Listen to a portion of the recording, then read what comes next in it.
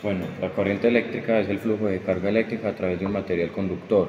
Se mide en amperios y se puede generar por el movimiento de electrones en un conductor como un cable de cobre.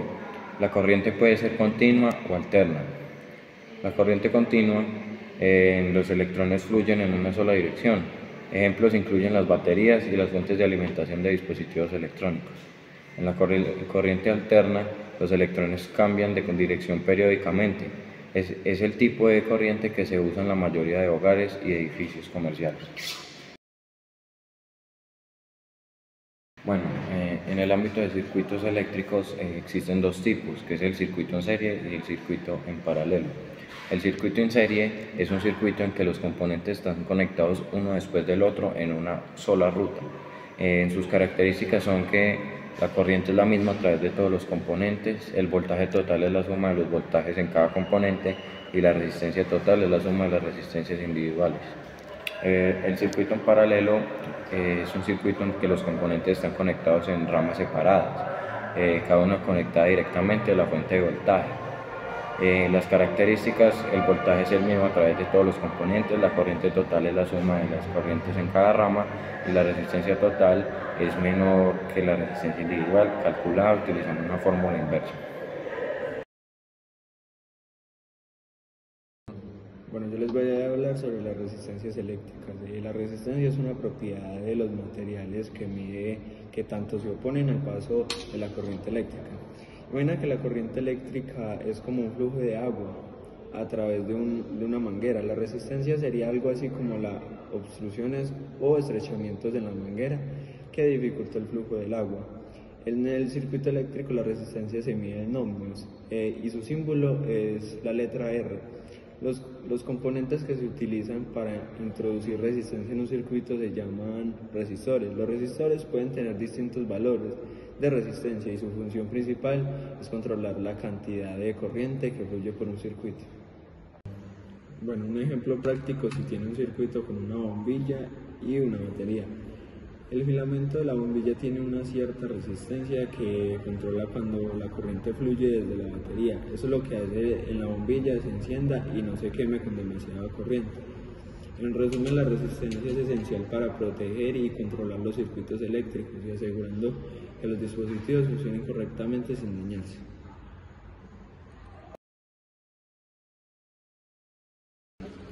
Bueno, voy a hablar sobre la energía en los circuitos eléctricos. La energía en un circuito eléctrico es fundamental para que los dispositivos electrónicos funcionen, pero ¿qué es exactamente la energía eléctrica? Imagina que la electricidad es como el agua fluyendo por una tubería. La energía eléctrica es la fuerza que hace que un agua se mueva. Esa energía proviene y se utiliza para hacer funcionar dispositivos como luces, motores y computadoras. La energía es un circuito que puede hacer diferentes cosas dependiendo del dispositivo. En una bombilla la energía se convierte en luz y calor. En un motor se convierte en movimiento. En una computadora se utiliza como procesar información. Bueno, es importante manejar la energía correctamente en un circuito para evitar daños. Demasiada energía puede sobrecalentar los componentes y hacer que se quemen. Por eso usamos resistores, fusibles y otros componentes para controlar y proteger los circuitos. Bueno, en resumen, la energía en los circuitos eléctricos es esencial para hacer funcionar los dispositivos. Se mide en vatios y se puede calcular usando el voltaje y la corriente. Bueno, yo soy Joan Cerquera de grado 1101 y hoy voy a hablar acerca de la ley de Kirchhoff. La ley de Kirchhoff se divide en dos leyes principales, la ley de corrientes de Kirchhoff y la ley de voltajes de Kirchhoff. La ley de corrientes de Kirchhoff pues establece que la suma algebraica de todas las corrientes que entran y salen de un nodo en un circuito eléctrico es igual a cero. Por otro lado, la ley de voltajes de Kirchhoff pues establece que la suma algebraica de todas las caídas de un voltaje pues en un circuito cerrado es igual a cero.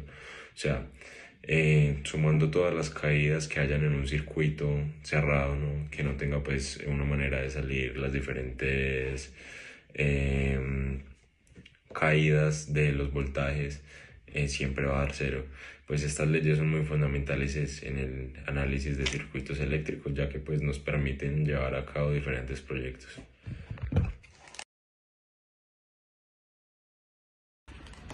Bueno, continuando con las leyes, a continuación voy a explicar la ley de Ohm. Pues establece que la corriente que pasa por un conducto entre dos puntos es directamente proporcional al voltaje aplicado. O sea, es inversamente proporcional a la resistencia del conductor. En otras palabras, pues la corriente es igual al voltaje, que va representado con una V, dividido a la resistencia, que va representado por una R. Y pues va de diferente manera expresado por la fórmula I, que es igual a corriente, y eso daría igual a voltaje sobre resistencia. A continuación pues voy a mostrar algunas fórmulas que nos van a ayudar a encontrar mucha más lógica en la fórmula. Bueno, yo les voy a hablar sobre la experiencia en la electrodinámica. Los primeros descubrimientos comenzamos en la antigua Grecia, en donde filósofos tales de Mileto observaron que frotar ámbar con piel de animal atraía objetos ligeros. Ese fue uno de los primeros indicios de fenómenos eléctricos, aunque en aquel entonces no entendían del todo esa cosa. En el siglo XVII avanzamos cuando el científico estadounidense Benjamin Franklin llevó a cabo su famoso experimento con la cometa durante una tormenta. Este experimento demostró que los rayos son una forma de electricidad, lo que se sentó las bases para el estudio de la electricidad atmosférica. Avanzamos al siglo XVIII y fue una era dorada para la electrodinámica. En 1820, Hans Christian Ørsted descubrió que una corriente eléctrica puede generar un campo magnético, un hallazgo fundamental que abrió la puerta al electromagnetismo. Poco después, André-Marie Ampère formuló las leyes que describen las interacciones entre corrientes eléctricas y campos magnéticos. Avanzamos y llegamos a Michael Faraday y la introducción magnética. Este es uno de los científicos más importantes de la historia. Descubrió la inducción electromagnética en 1831. Este fenómeno es la base del funcionamiento de los generadores eléctricos y los transformadores, tecnologías esenciales para la generación y distribución de la electricidad. James Clerk Maxwell, a mediados del siglo XVIII, del siglo XIX, James Clerk Maxwell unificó la teoría del electromagnetismo con sus ecuaciones.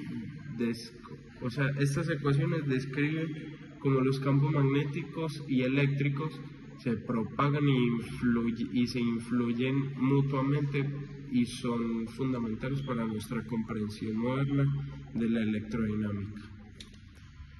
Llegamos al siglo XX y la electrónica. El siglo XX es la aplicación práctica de estos conocimientos en el desarrollo de la electrónica.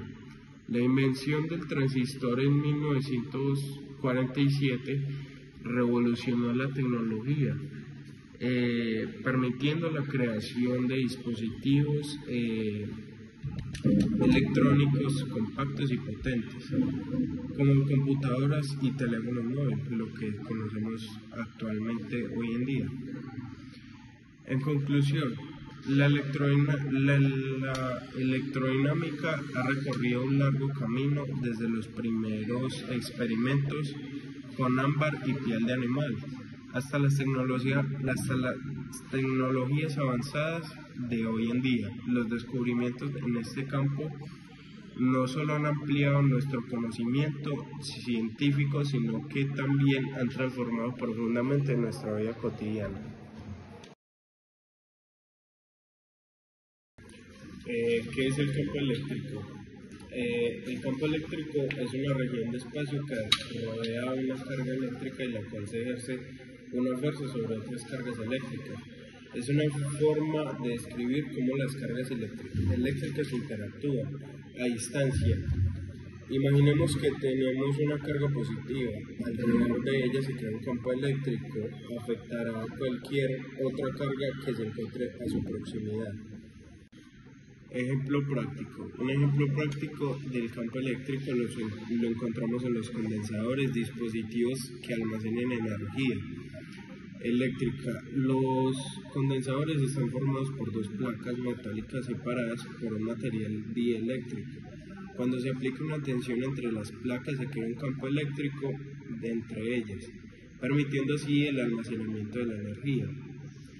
En conclusión, el campo eléctrico es una herramienta fundamental para describir y entender las interacciones entre las cargas eléctricas, desde su representación mediante líneas de campo hasta su aplicación práctica en dispositivos electrónicos. Este concepto es una piedra angular en el estudio de la física y la ingeniería eléctrica.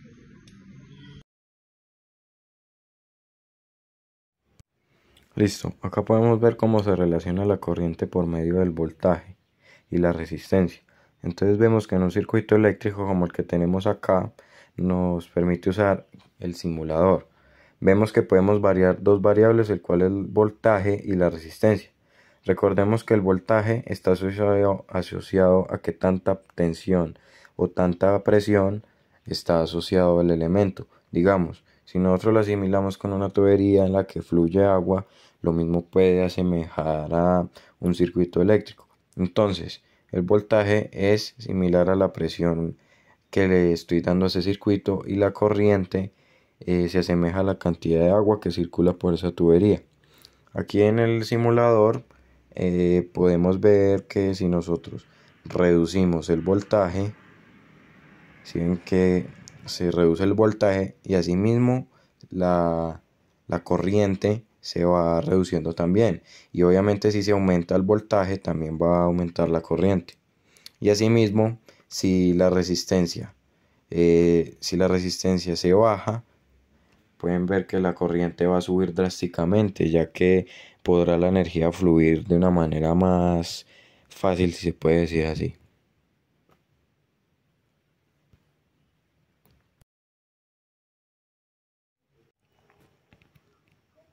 Bueno, un circuito en serie es la configuración eléctrica en la que todos los componentes están conectados uno tras otro, formando un único camino para que el flujo de corriente.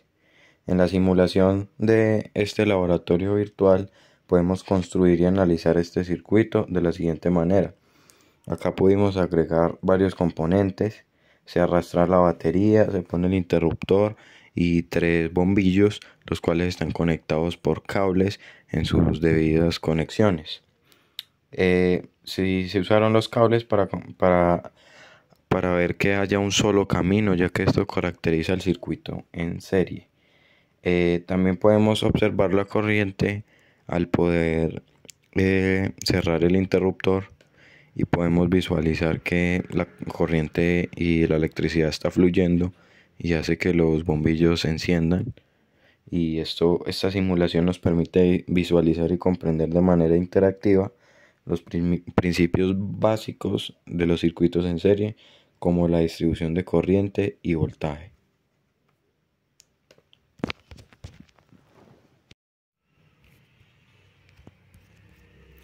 Un circuito en paralelo es una configuración eléctrica en la que los componentes están conectados en múltiples caminos, permitiendo que la corriente se divida y fluya a través de cada componente de forma independiente.